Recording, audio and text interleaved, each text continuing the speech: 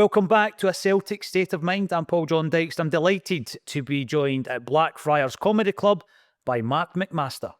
Mark, welcome to Blackfriars. It's a comedy club. Yeah. And I think there was a wee bit of humour this week when the Green Brigade responded to Brendan Rodgers. Best response ever, eh? Absolutely brilliant. Absolutely. I didn't go to the game last night, obviously, but sort of watching it from home, it was funny. See, I think Brendan and everybody would have taken it as light-hearted. I think it was the best response. We could have put up a tifo and something could have happened, but I think it was the best response. I laughed all the way through it when you started hearing like even the Jota song, and then you knew fine well it was going to lead into the KT song's going to come at some point. But I thought it was a good response. I really did. I laughed about it anyway. I thought it was funny. I was speaking about the fact that, you know, a Celtic state of mind. What is that? Yeah. And I remember, you know, growing up as a kid, being on supporters buses, and one of the biggest things was the humour. Yeah. I mean, I was just a kid, and you're in a man's world really back then. There was no females on the supporters bus back then, early 90s. And just the patter and the humour and the foul language and the filthy stories and all that kind of stuff. And I guess that people from all clubs will have those experiences, but Celtic fans do have a great sense of humour. Yeah. Is that something that you've noticed yourself over the years? Absolutely. I'm from Fort William up in the Highlands of Scotland, and we've got the Celtic supporters bus up there, and the patter on that bus when you were a kid was just unbelievable. And it's that type of feeling that you get. It's the thing I say about Celtic as well, and Celtic supporters. It's a family feel. It's a community. And I've always felt like that, even from a kid and being up in the Highlands. And I was saying to the boys earlier on that up in the Highlands, it's split right down the middle. Right. You're either Celtic or you're Rangers. It's one of the two. And up there, the Celtic supporters and everything, it's a nice community feel. And it's brilliant. People think because you're up in the Highlands, you're kind of out the way and different things. But it's an amazing feeling to be a Celtic supporter, and especially up there, it's a nice community feel. Like it's unreal. I find it intriguing because although I'm a travelling supporter, I don't travel as far as you do to the games, and obviously we've got that incredible support coming over from Ireland. Yeah. But we talk about, and I've had this, I don't know if you've had it through your life, support your local team. I've had that so many times, and I always respond by saying, local to what though? Yeah. Geographical default. Yeah. I mean, it's local to my state of mind, Celtic, and it's passed down. Yeah. I remember when Brendan took the job and he spoke about that, you know, you're born into this football club. Yeah.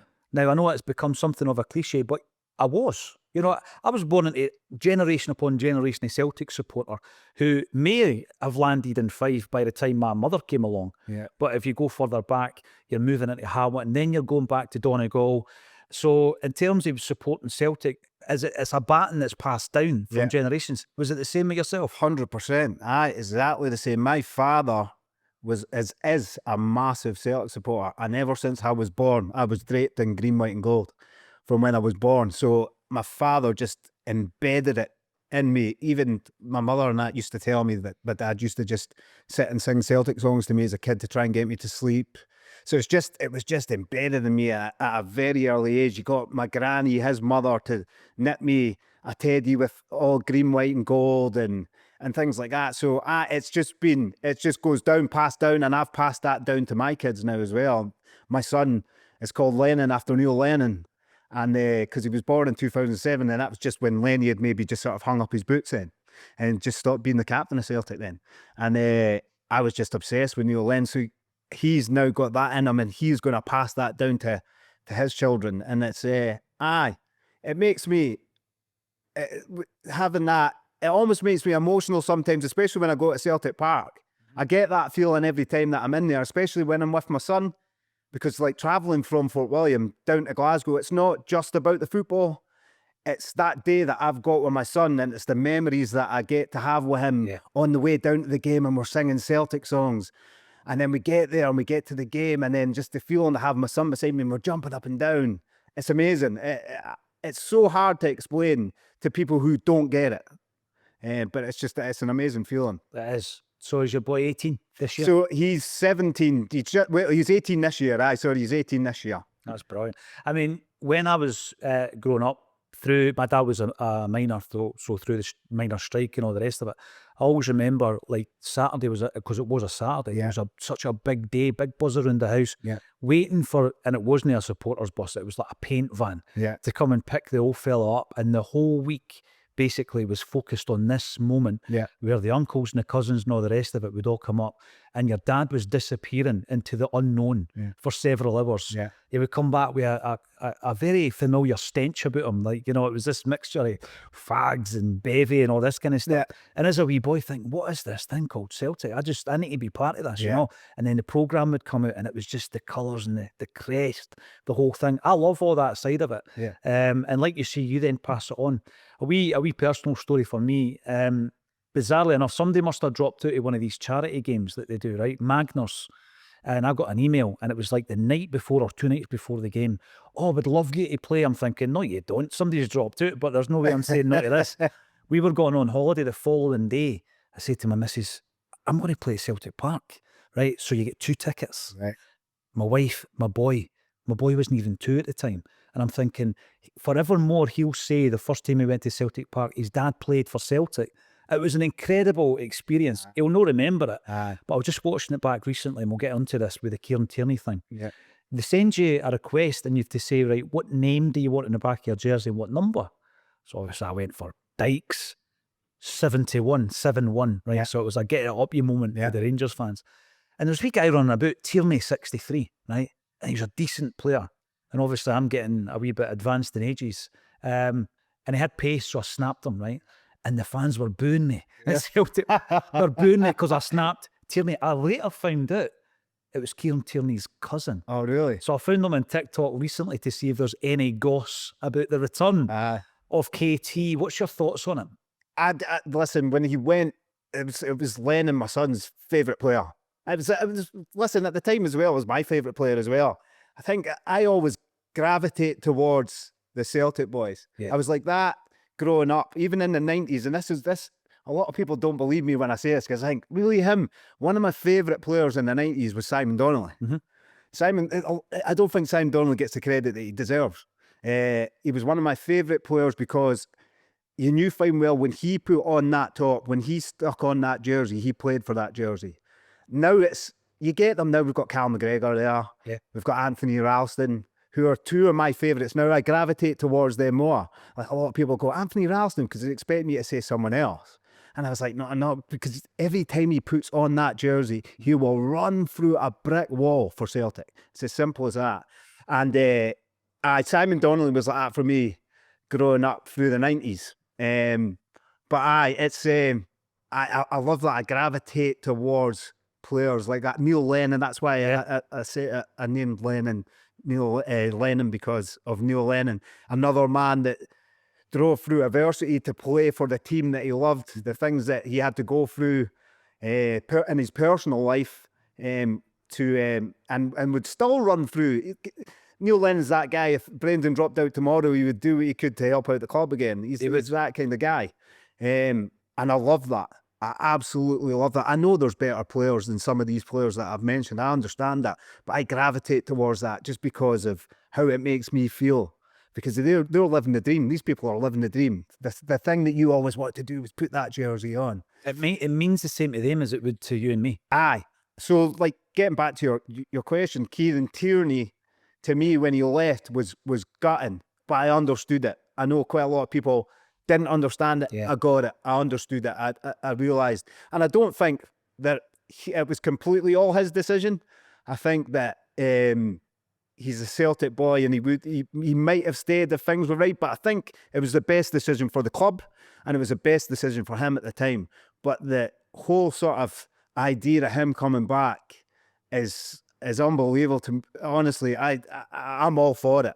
And I hope that it's not all just rumours. I hope this really happens, because he will be a great addition to have it back at Celtic Park. I'm all in. I want it to happen. I've got a kind of same or similar sense to yourself. People laugh because I do, and it's out there, and I've said it many times. My favourite player is Tony Ralston. Really? Because I think superstars come and go. I love them while they're here. Jota, George Cadet, even, going back a wee bit. Matt O'Reilly, but the time's going to come where they leave. That's, I think, why it was so disappointing when Tierney left. So yes, I would love to see him coming back. Brendan Rodgers, we'll run through some of the managers that you've watched as a fan. Yeah. Brendan Rodgers in charge for the second time now. How did you react to him coming back? I was that one that really wasn't too keen on having him back. I'll admit it. I was that guy. I was heartbroken, I think, more than raging that he had left. I think it was just the way he kind of went about it. The fact that he would sit there and tell everybody that he was a Celtic man and brought up a Celtic guy and left us the way he did. To me, I was quite bitter and angry about it, because you put yourself in that position and go, oh, I'm a Celtic man, and I would never have left Celtic like that. I would have stuck it out to at least the summer. And that's just the way that I seen it. So when he was going to come back, and we were told he was going to come back, I 100% believed he is the right appointment for the job. He is the right guy for the job. He's a great manager. But I don't know if I want him back because of what he's done. He came back, and I was still a bit funny about him. He would walk round at the end and clap, and I wouldn't clap. I kind of took the huff that much. And then as the time started going on, and we started to play the football that we were playing, you could see what he was trying to do. Then that, I think a lot of people might have been like, football's a funny thing. You can soon forget about, or not forget. You can start to forgive a wee bit, but not forget. And I started to forgive. And now, I'm all in with Brendan. I really am. I can see what he's doing at the club. He's a great manager, and regardless of his comments there the other week that kind of divided a lot of the support, I think all of us know he's a good manager. He's a great manager, and every player that you hear that speak about Brendan Rodgers say his man management is just second to none. So I'm happy with him now, and he's doing a great job. We're on we could be hitting another treble this year, and every time he comes, he normally seems to do trebles or doubles or trebles. So, no, I'm all for it, but I wasn't too sure at the beginning when he first came back. But that's what it does to you, though, eh? You take it so personally if somebody like leaves you. It's almost like a girlfriend leaving you. You don't forgive them. And when they try to come back, there was a lot of that when Brendan came back. You mentioned Neil Lennon there. Let's talk about Lenny as a player, as a manager. A lot of people talk about Jinky being the greatest ever Celt. Yeah. I tend to look at him and say he's the greatest ever entertainer at Celtic. Billy McNeil's the greatest ever captain. Jock Stein was the greatest ever manager. Bertie Auld, the greatest personality. No one was kicked more than Jimmy Johnston for the cause. No one headed more balls than Billy McNeil. But no one, as you say, took as much flack in their personal life as Neil Lennon did, right? What's your thoughts on where we are now with Lenny? Because there was a lot of disenfranchised and angry and frustrated Celtic fans during that final season. And it's still a wee bit raw. You know, Lenny and the Celtic fan base used to be like that, intertwined. But it's still a wee bit fractured, isn't it? It's hard for me because I'm a bit biased when it comes to Lenny.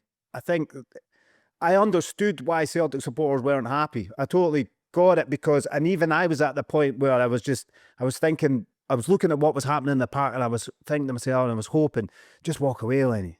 Just walk away, because this isn't, it's not working. But Neil Lennon's Neil Lennon. He loves the club, and there was always a way, I'll turn this around, I'll turn this around, I'll turn this around. So, you know yourself, we're Celtic supporters, and if we were put in that position as well, you'd be, I'll turn this around, I'll find a way. So when it wasn't happening, I was like, it's time to walk away. But I've not held anything.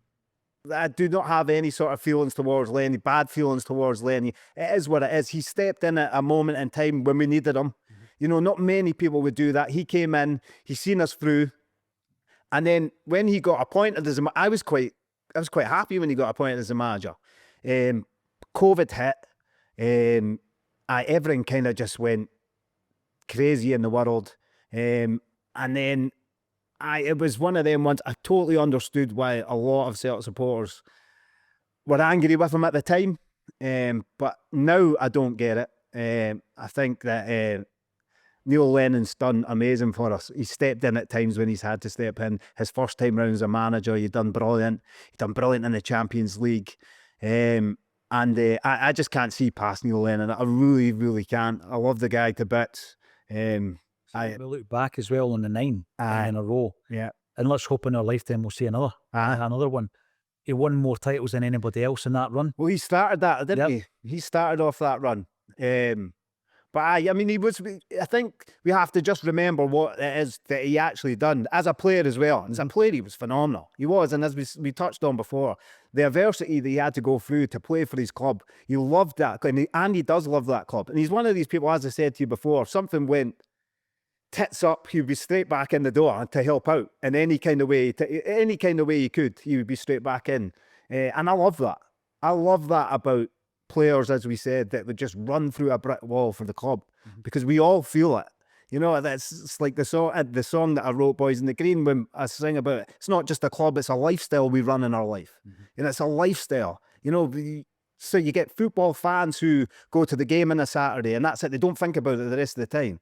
But for most of us Celtic supporters, it's 7 days a week, 24 hours a day. Yep. You think about Celtic and everything's about Celtic. It's my family and then Celtic are right next to them. People go, it's my family, then it's Celtic. No, Celtic are right next to my family. It's intertwined. 100%. Aye. It's one of them ones, it's in you. And when you see like Neil Lennon and Cal McGregor, and these are guys that are like me and you. They're the same. They would do whatever it takes to make Celtic successful.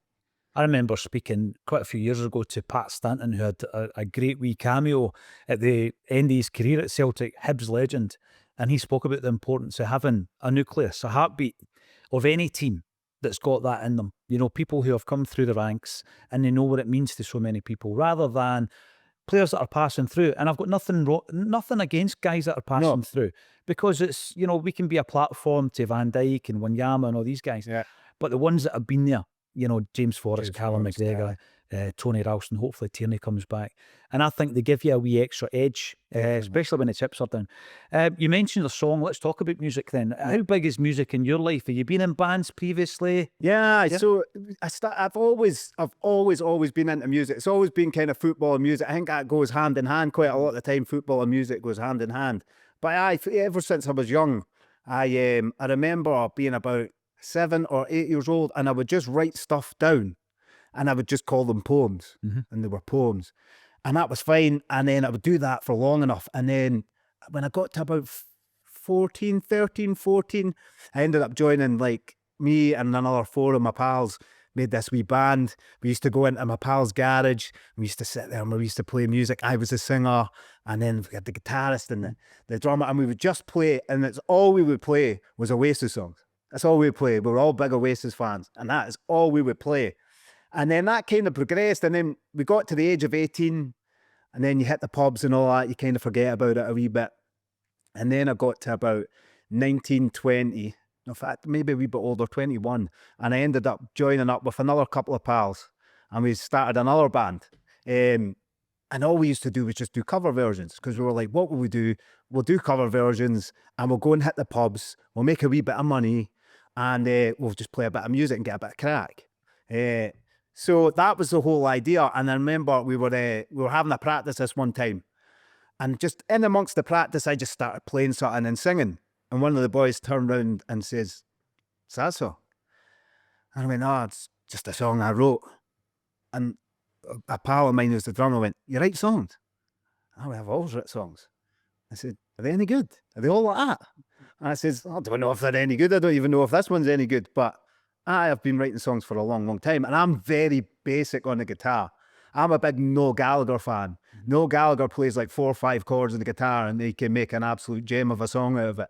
I'm the guy, I don't know if I can make a gem of a song of it, but I can know about 4 or 5 chords on the guitar, and I'll try and give the best melody. I'm all about melodies. I love melodies.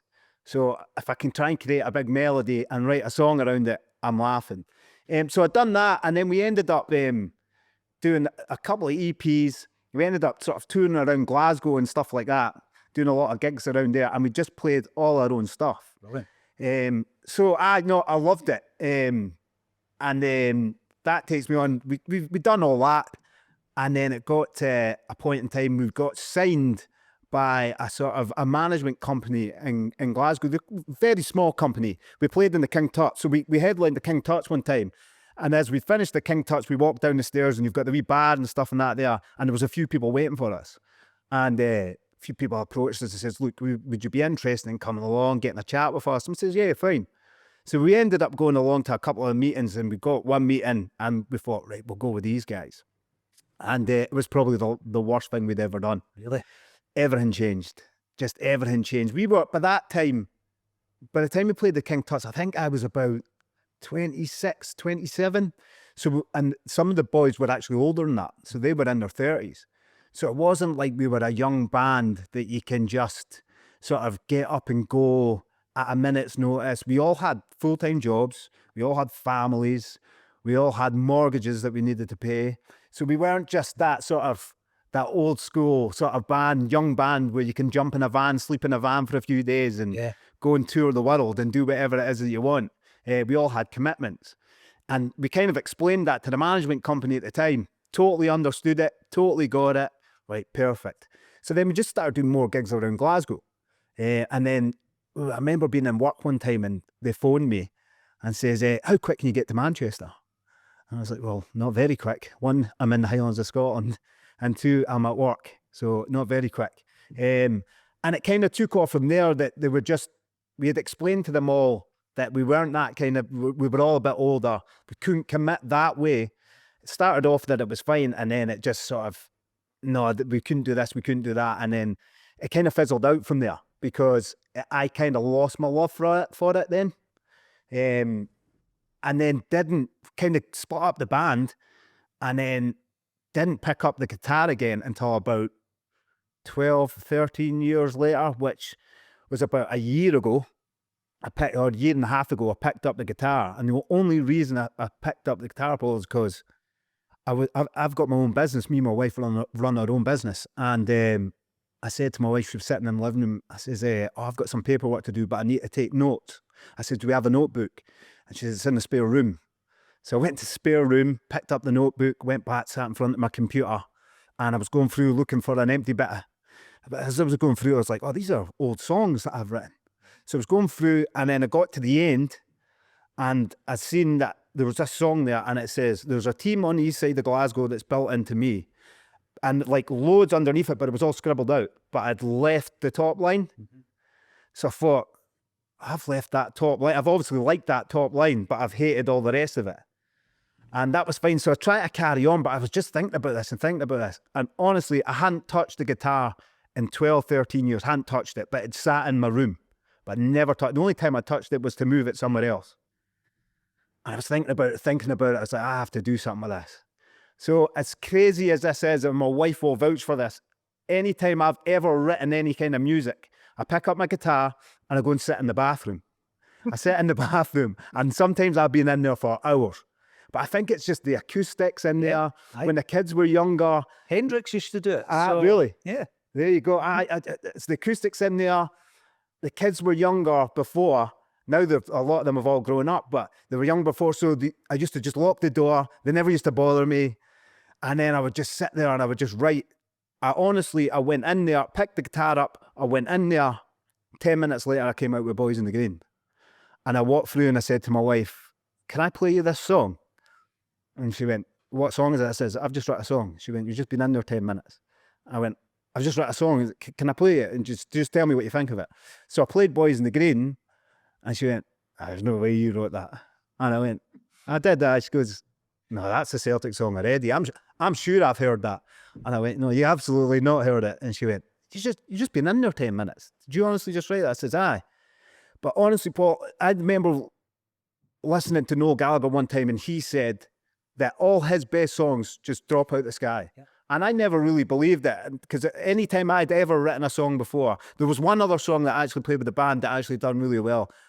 And that kind of, within 10, 20 minutes, it was done. But Boys in the Green, just for someone who 13, 14 years ago tried to write a Celtic song, but just could not find the words, just as soon as I seen it, every word, and I didn't ever, not once did I go back, score something out and put it back in. It just all came.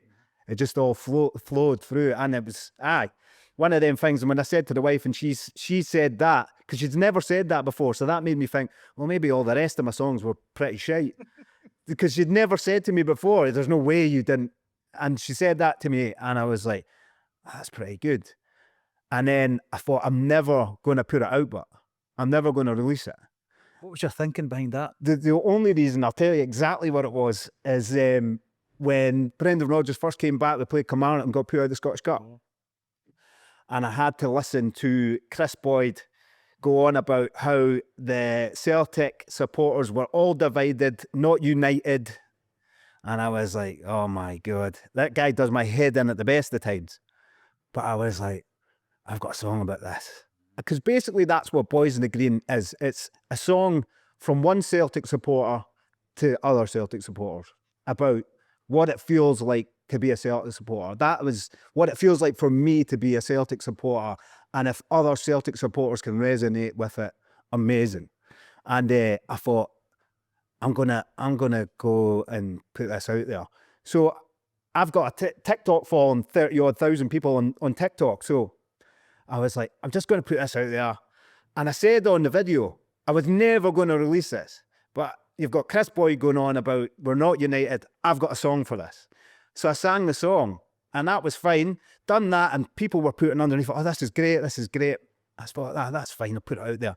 2 months had went past, and I was out working, and my son phoned me. I picked up the phone, I says, hi, Lennon. He says, Dad, do you know that you're all over the internet? And I went, what do you mean?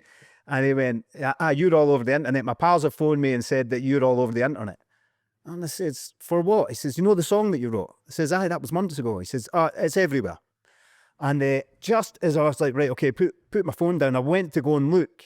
And then I was getting messages coming up on my TikTok, direct messages from like Celtic supporters clubs in New York, Las Vegas. It would be amazing if you can come out and sing this song. And I was like, what is going on here? So that was fine. So everybody on the forum, so like in like Facebook groups and like Celtic supporters clubs, all of them were saying, please release this, please release this, please release it. And even then I was like, I don't know if I'm going to release it. Because I'm that kind of guy that I'm not a perfectionist. I don't believe in perfection. But I was just like, I just don't know if it's that good. And then I played it to my dad. I sent the actual TikTok video to my dad. And I says, give me your honest opinion. What do you think? And he's like, that's amazing. So I was like, right, okay, let's do something with this then. And I thought, and I don't really want to make anything from it. So anything, if we put it out, and if it makes anything, then I just wanted to go to the Celtic FC Foundation. So that's what we done. And it was just me and the guitar at the beginning. And then I thought, I need to beef this up a wee bit. So I phoned a pal of mine who used to play in a band with his brother, and they'd done great, and he's right into the accordion and stuff, because I heard like, I need to make this Scottish but folky. Yeah. So I was like, right, I heard that. And then my pal who used to play the drums in the band that I was in before, I said to him, and he's like, yeah, no problem drumming. I was like, oh, I kind of hear a cajon in here rather than the drums. And he's like perfect. So the first time we actually practiced that together was half an hour before we actually recorded it. Because we couldn't get everybody together. Everybody was working, they were doing different things. So I was just like, after months went by, I was like, I need to just book the recording studio, get us all there. And we went, right, let's jam this out. So we sort of practiced it out. Jacob, who plays the accordion, he actually came down to my house probably about a week before. So we had a sort of structure to it. But Graham, who plays the drums, he had never sort of played it with us. But half an hour before, and we go, that sounds great. And then that was it. We just went for it and just took a couple of takes at it, and away we went. So much about that I love. The first thing is that old belief that if you write something down, you're casting a spell. That's why the word spelling came from that, you know? Yeah. So you're putting that in a wee book there, it's going to happen. Yeah. Maybe not immediately, but when the time's right, and then you see it, and you mentioned Noel Gallagher. Shane McGowan said something similar about songs just falling for the sky. He was like, they're out there. Right. And it's just your luck sometimes.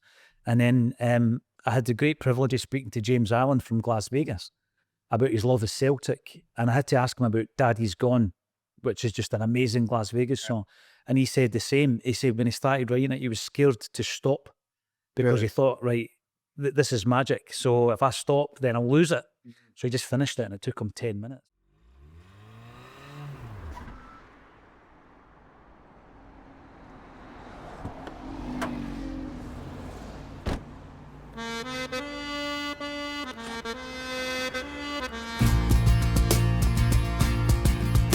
There's a team on east side of Glasgow that's built into me,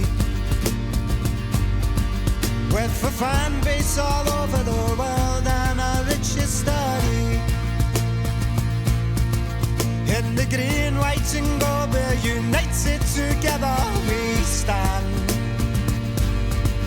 as we fight for the cause, cause we know that it goes hand in hand. As we travel with you far and wide, through the triumph and struggle, we're there side by side.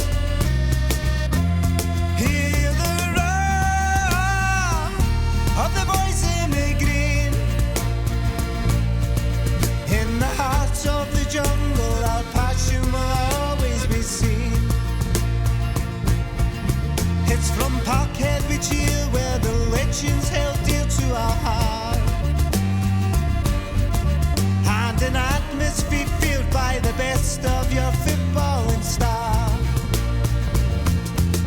But it's more than a club, it's a lifestyle we run in our life.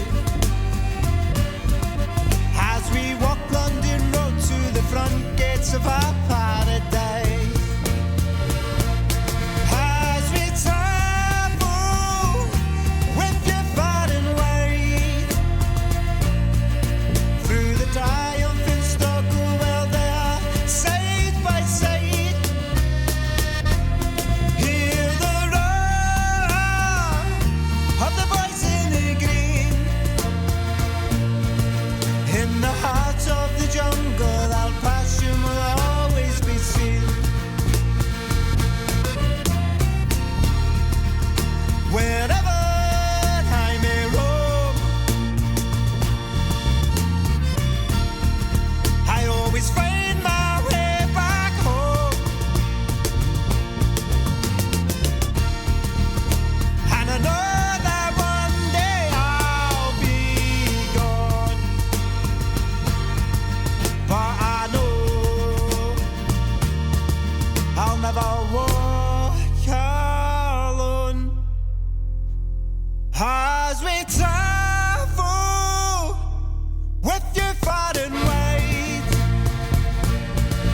through the triumph and struggle, we're there side by side.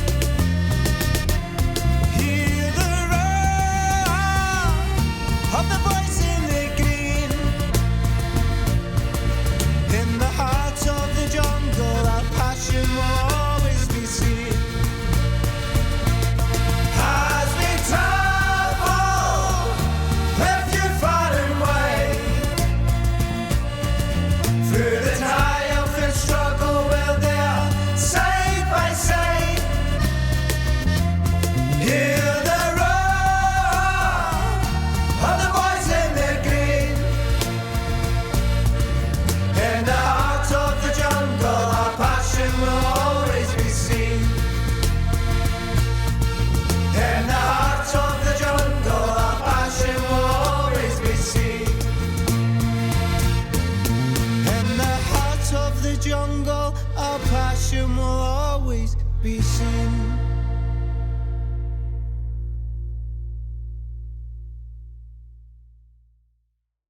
But the song itself, it does have that kind of folky vibe, round a campfire vibe. What about the video though? I love what you did with the video. Yeah, it's Coming into Celtic Park, walking round the stadium, and obviously it starts off, was your car broken down, so you just walked? so so that was in Glencoe, and it was Robert, a pal of mine called Robert, who's got right into sort of filming and that. It's more sort of recent with him. I think maybe the past 3-4 years. I might be wrong in saying that, but I'd seen what he had done before, and I thought, I know him. I think he could do this pretty well. He could do it justice. So I kind of pitched him the idea of what I wanted to do, and he's like, I love it. I absolutely love it. So we didn't have the whole idea of Glencoe at the beginning. But when I picked him up to head down the road, I was like, I have to get the Highlands in here. Yeah. I'm from there. I have to get the Highlands in here.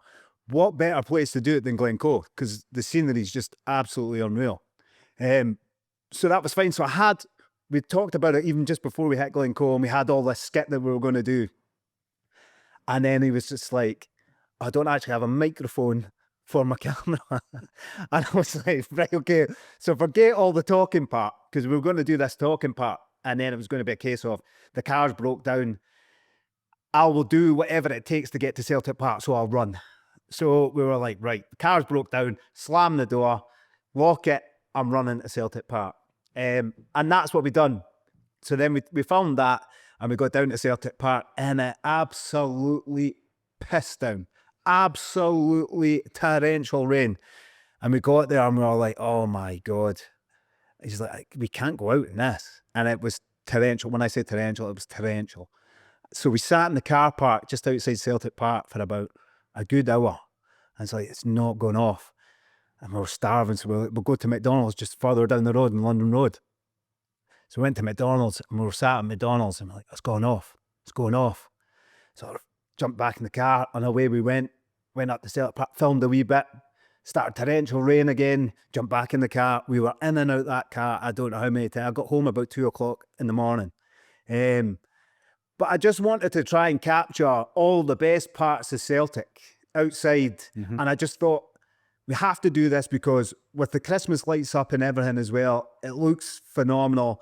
The Celtic way looks amazing all the time anyway, but especially around Christmas, it looks brilliant. And I just thought that it goes with the theme of the song as well. So I mean, it was brilliant, and it was a good experience. And my pal, he's not a huge football fan. His son's just got right into Celtic now, so it's the first time he'd ever been there as well. And he's like, this place is amazing. It's absolutely amazing. I says, it does something to you. Yeah. And the more he listens to the song as well, and that gave me massive, I felt chills when he told me he's not a Celtic man, he's not even really a football man. He says, but that song does something to me, and I can't explain it.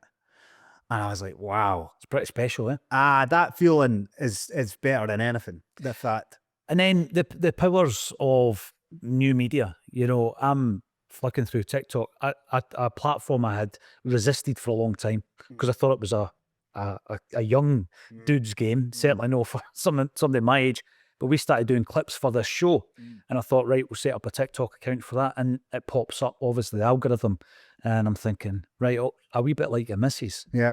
What's this tune? There was a familiarity to it. Yeah. And the last time I had that kind of situation was with Kevin Miles's song. We were talking earlier about Kevin. Yeah. Celtic, My Heart, My Soul. Loved that. Yeah. And I, after that, thought to myself, there's a modern Celtic songbook. You're right, because you've got all your traditional ones, which are great. Yeah. I was listening to a few of them in the motor on the way through.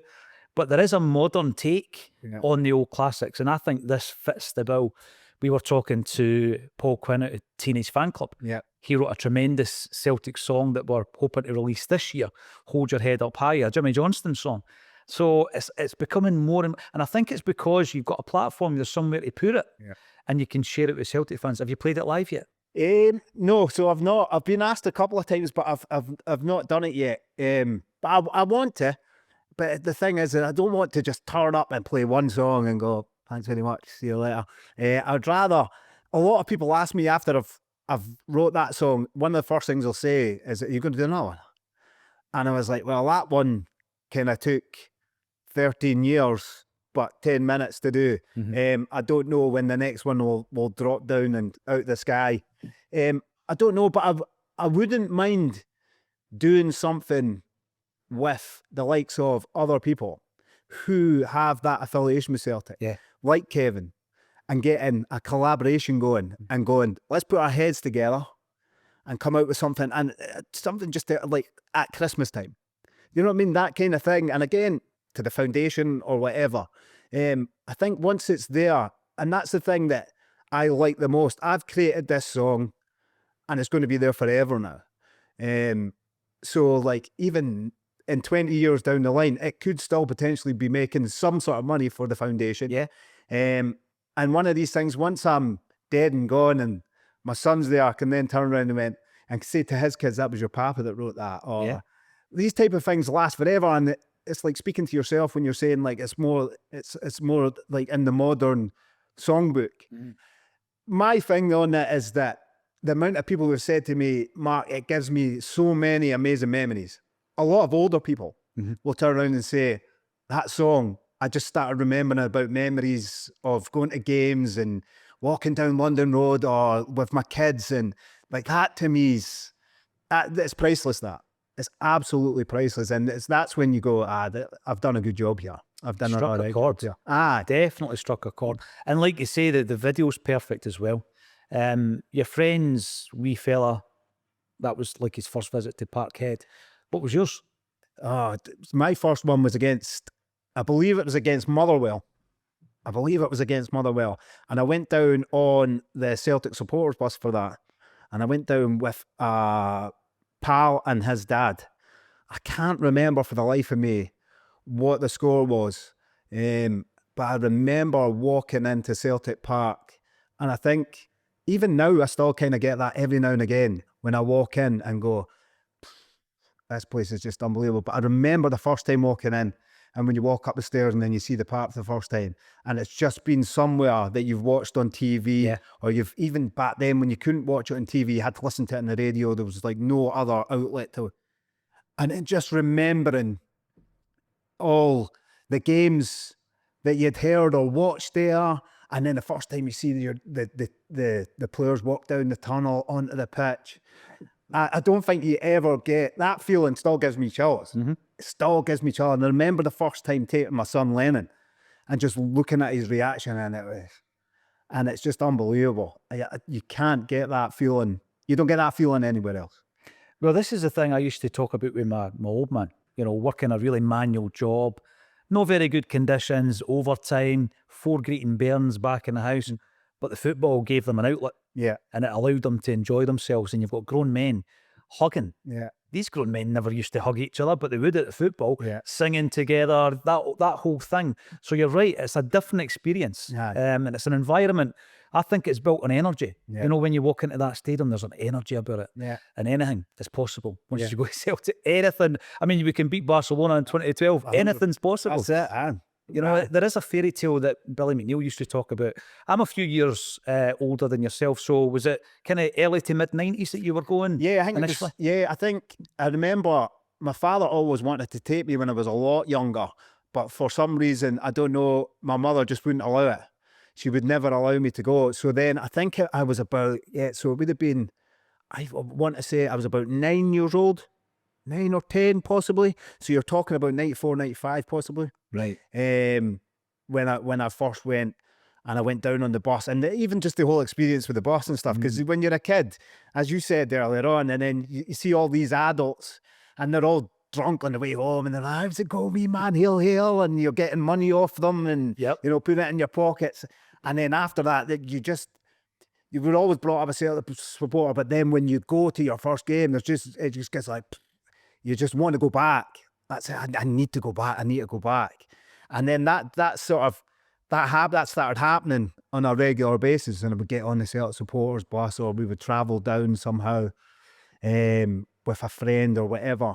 And then as I got a wee bit older, I then met my wife. We had kids, so that kind of stopped a wee bit. Didn't go down to as many games. Had a season ticket. Had to give that up because of work commitments and different things for a couple of years. And then I was like, I would go to games sort of every sort of couple of months, whereas before that, growing up, it was regular.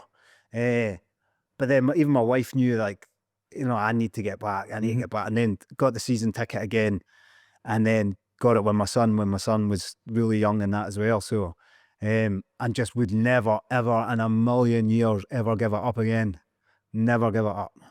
One of your TikToks that struck a chord was your fella, your wee boy Lennon, going to the games himself. Didn't he want to go with his dad? He was at that age. Aye. Was it 16?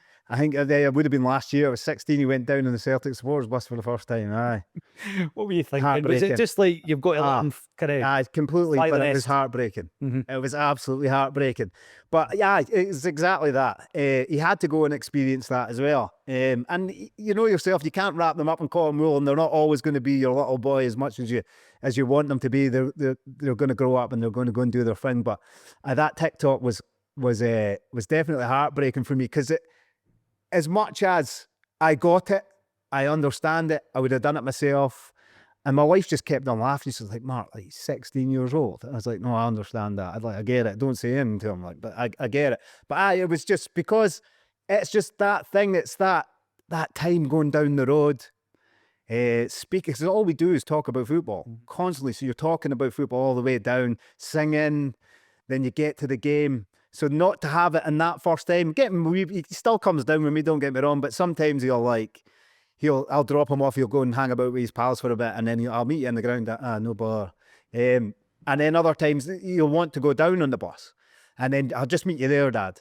And I get it, I understand it, and you've got to have all that, because I experienced it, I loved it. I'm just at that age now where I'm like yourself, I don't really drink that much anymore, that I just drive down and I drive home. But I understand he's 17 and he wants to go and experience all that, and it's part of it. It's part What happens though, mate, is eventually he will take you. I mean, taking my old fella to the football was an incredible experience because he did it to me. And then the roles reverse, you know, and you do all that. I think back to my early days, and my dad kind of built me up to the point where we didn't go straight into the jungle. You know, we would go to the Rangers then, go to the Celtic again, and eventually we entered this mythical area of the stadium called the jungle. And all these tales that you'd heard about old guys pissing and cans and all this stuff, you saw it. You saw it with your own eyes, and the smells, and it was like, this is mad. You know, but I loved going to the jungle with the old fella. And then you look at the stadium now, beautiful, absolutely beautiful. I mean, the vision that Fergus McCann had was incredible to build a stadium that size. When you looked at our average attendances, let's say for the 10 years leading up to the renovation, unbelievable vision. And the one area of the park now that I look at is the North Curve. I look at the Ultra, something that didn't exist when I started going to the games. And the Green Brigade and the Bhoys, and obviously a massive part of what we opened up the discussion with, the humour, the singing, the colour. You remove that from Celtic Park now and there's something missing. They've become integral to the match day, haven't they? Oh, 100%. That's exactly what you're saying there. I mean, I didn't get to experience the old jungle. But you're talking about taking your dad. I took my dad to the very first time, the first time that he went to the new Celtic Park. And he walked in and he was like, wow, this is amazing. And then he was looking about for a while and he went, but it's not the old Celtic Park. He says that the old Celtic Park is what I'm used to, Mark.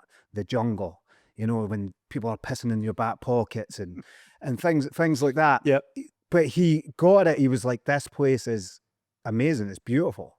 But to him, it had lost that sort of, that atmosphere as in the jungle. But then the Green Brigade started going.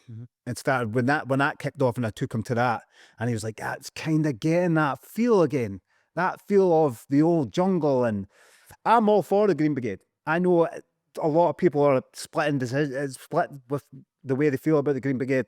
I'm all for it. I absolutely love it. They bring an atmosphere like no other.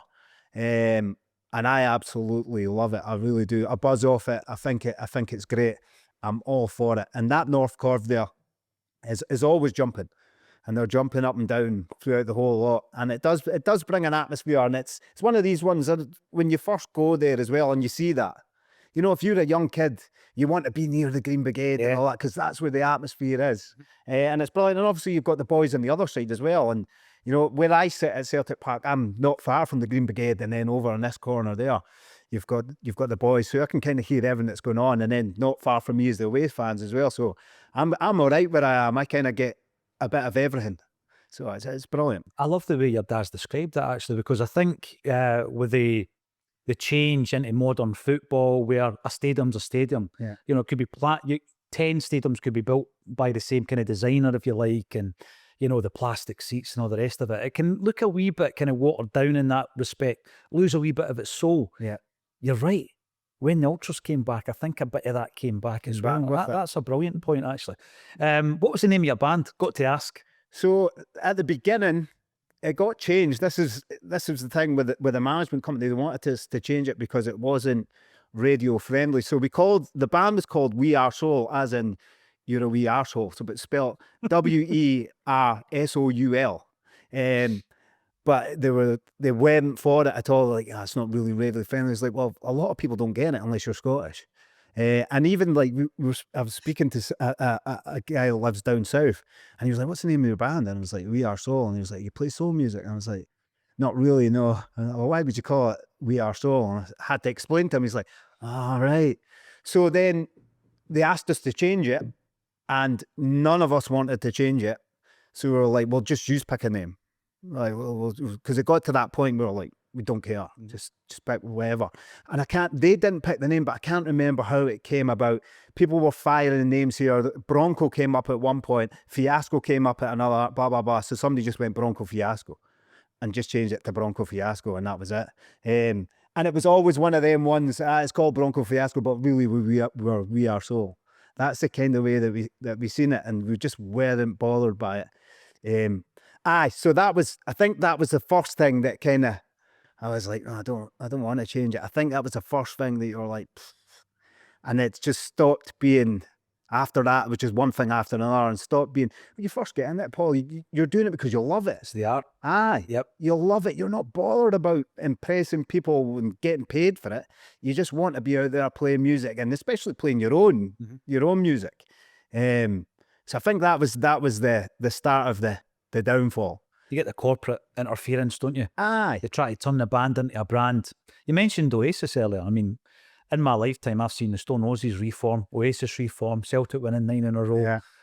Couldn't have guessed that about 20 years ago, you know. But were you excited to see Oasis coming back? But the reason I ask, the very first episode of A Celtic State of Mind went out on 2017, right? And it was Paul Gallagher.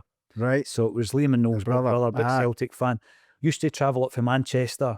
He's got loads of pals in Blantyre. Yeah. Proper Celtic fan. Yeah. Used to come up to the game from Manchester. Yeah. Knows his stuff, and he was our first ever guest. So see when Oasis got back together, man, I'm going to Wembley to see them. Couldn't get tickets up here. Right. So I'm going to Wembley. What's your thought? Are you still a big fan? Oh, massive. And we couldn't get tickets at all. And myself and my pal, we sat in his house first thing in the morning waiting for tickets. I think we were about 4 or 5 hours just in this queue. It was scary. We actually he got to the checkout, and it threw him off. All the blue dots started disappearing. Yep. He got there, and he actually put the tickets in his basket, and then as it was buffering, then chucked them off, put them to the end, and I'm still in this queue, and I think I'm like 20-odd thousand, and he was like, whatever you do, don't refresh it. Everybody's saying on Twitter not to refresh it. I was like, no, I'll just sit here. So we sat there. I got all the way through, got to the checkout, and before I could even do it, it was all going. I pressed it, and it just didn't do anything. And we were both absolutely gutted. So we haven't managed to get tickets, but we're hoping that at some point in time, I think it will happen, because you always get like people not being able to make it. So we're hoping that we'll be able to get tickets somehow, but I don't know, Paul. I think this is just the start of it. I think they'll do another tour after it. I hope so. I do hope so. And I mean, you know, they were the band of my youth, soundtrack of my life in many, many ways. And this is a strange thing, and I've heard Noel saying it about, you're not getting definitely maybe Morning Glory Oasis, you're getting the kind of latter day Oasis, which by that time the interest levels had waned a bit. But it's just to see the two guys on the same stage again. A massive part of that, they created a movement, like a cultural movement. I mean, if you walk about Dunfermline and there's guys with Liam Gallagher hairdos talking to their wee brother and calling them our kid, swaggering about, wearing the same kind of gear, you think, right, this isn't just a band, this is a movement. Yeah. And a big part of that was fashion. And I'm admiring this top you've got on here, Rebel Republic. Yeah. Tell us a wee bit more about it. Rebel Republic kind of came about a few years ago now. So it was about just before COVID. So I had this idea that I wanted to start a clothing brand. And I ended up sort of learning everything about it. Now I don't come from a fashion background at all or anything, but I like fashion. My kids are all into fashion.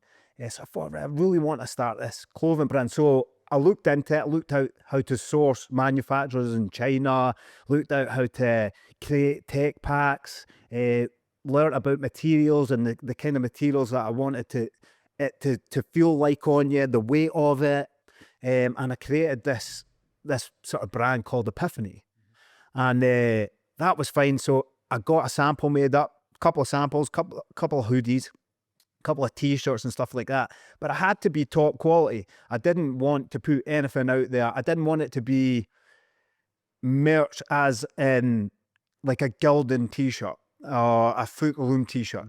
There is absolutely a place for that.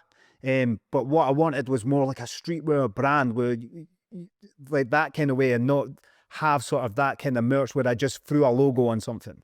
I wanted to actually sit there and learn about fabric and stuff like that. So I ended up doing all that. I found a place in China that would do it all for me. They'd done a few samples, a few of it was wrong. They sent it back, and then I was pretty happy with it. Done all the photos, done all the videos, getting ready to release it, COVID hit. And when that hit, my minimum order quantity went from like 60 to like 160. And I just couldn't afford to take the chance on getting 160 bits of product to then put it out there and it fail and not do anything. I wasn't quite willing, and I couldn't afford to take that risk. But within that time, when I was still doing the Epiphany thing, I was also thinking about, I'd love to have a brand that's more focused on Celtic supporters. That when you walk into Celtic Park and somebody can imagine seeing somebody wearing your top, it would be amazing. And I had this in my head. And as I said, I feel like it's a big family, Celtic, big community. So I was like, I know what I'm doing. I know that not everybody's going to be into this. So I'm really, the demographic of it's not just going to go out to everywhere, because there's going to be certain people who are like, well, I don't really care about Celtic. But I thought, I don't care. Like, if I could walk in and see one person wearing that, like that would be amazing. Yeah. So I was like, right, I need to try and think of a name, and Republic Rebel first kept coming up all the time. And that actually came up when I was sleeping. I had a dream, and Republic Rebel. And I was like, oh, so I made a sort of logo for that, and I was like, wow, that's all right. And then the more I thought about it, it's like, Rebel Republic sounds better. I like Rebel Republic. I'll have that. So the logo changed loads of different times. I had loads of different logos. But that's kind of where I was at. And then over the last sort of 4 or 5 months, I sort of revisited it a wee bit more. I was like, I really want to do this. I really want to have a sort of streetwear brand for Celtic supporters, and it gives you that feel that, you know, when you go on holiday or that, Paul, you walk down the hall, you're wearing a Celtic top, and somebody will go, hail, hail. They know. Absolutely. And you're like, he's calling one of us. Yeah. He's one of us, or she's one of us. I wanted that kind of feel, and I do want that kind of feel, but not have to necessarily wear a Celtic top for somebody to go hail, hail, and make you feel like a part of a family. You could actually just wear like a streetwear brand, like Rebel Republic, and you know, you get that and they'll look over and you get a wink or something. They know that you're one of them. Yeah. I like that aspect of it. What I like about it is I can see why football clubs do it, but see if you were to go to the 10 biggest football clubs in the UK and go into their superstore, what you'll see is kind of generic stuff, but it must sell. Otherwise they wouldn't do it, right? And I remember a couple of German friends coming over, say Poly fans, they came over and they wanted to do the game, they wanted to do the tour, they wanted to go down to bars, the whole thing. And we were going to the shop and they came out empty-handed, right? And I was like, what's up? They're like, you know, we're kind of used to it, because the merch over there was tremendous. Yeah. He said, but we've got an issue with, why has everything got 88 and HH on it? He goes, because in Germany there's different connotations for that. And I was like, yeah, I get that. Aye. And it was at the time that Celtic were trying to kind of break into that St. Pauli market with the half and half scarves and everything, but they hadn't considered that HH might mean something other than hail, hail. Yeah. And 88 as well.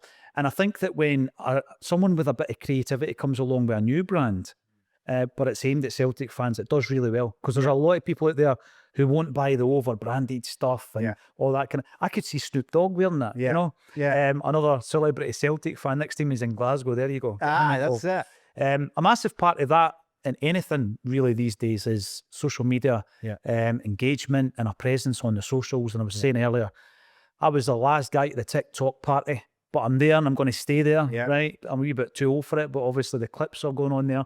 And looking at your own output, obviously it's really important, but you love a ding dong as well, don't you? Yeah, And you I like love to challenge people that Love it. cross the line. Aye. Talk us through that a wee bit, because a lot of people struggle with that. You know, the conflict of social media. Yeah, I think when you're talking about Celtic, it's always going to be decisive. You're always going to get certain people who are going to come on there and they're going to jump on there. But I love it, and I love it for the simple fact is that people are so naive to the fact that when you're on there and you're calling me all the names under the sun and I'm this and I'm that you're actually pushing my video out to more and more people. So I'll interact with it because they don't actually understand that I'm only interacting with you because you're pushing my video out here even more. Yeah.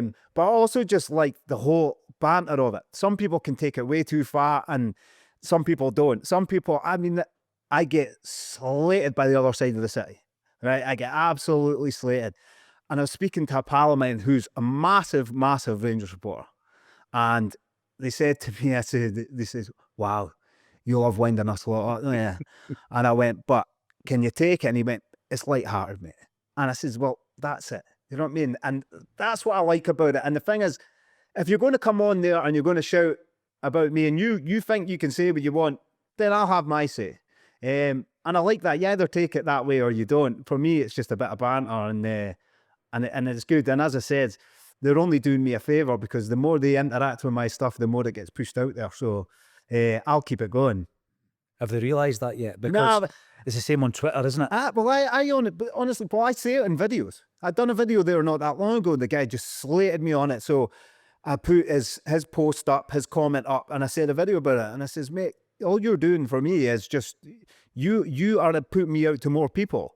And I never used to take a creator fund until all you guys started commenting. Now I take a creator fund. So not only are you putting my video out to more people, you're actually paying me. And yeah, I didn't see anything from him after that. He kind of came off it. But it is what it is. And I think when you're talking about Celtic, it's always going to be the one that splits opinion with other people from across the city and everything else. It just is what it is. But I think you have to be kind of thick-skinned. Some people, the way I see it is, I don't know you, you don't know me, you don't make any impact in my life whatsoever. I am only going to do me. That's all I can do. And I'm happy enough to do that. So if I want to come on here and put my face, it's exactly you're saying yourself, Paul, what you do. We're happy to sit here and put our face in front of the camera and say how we feel. Whereas some people are just happy to sit there, a keyboard warrior, and be able to say what they feel. We'll say it in front of a camera and we'll put our face there so you can see us saying it. Keep saying it, mate. Keep doing it. Thanks very much for joining us. Thank you very Celtic much State for having Mind. us. Absolutely amazing. Thanks, Paul. Thanks again for joining us on This Is Acsom. Join us next Friday at 6 o'clock for This Is a Celtic State of Mind.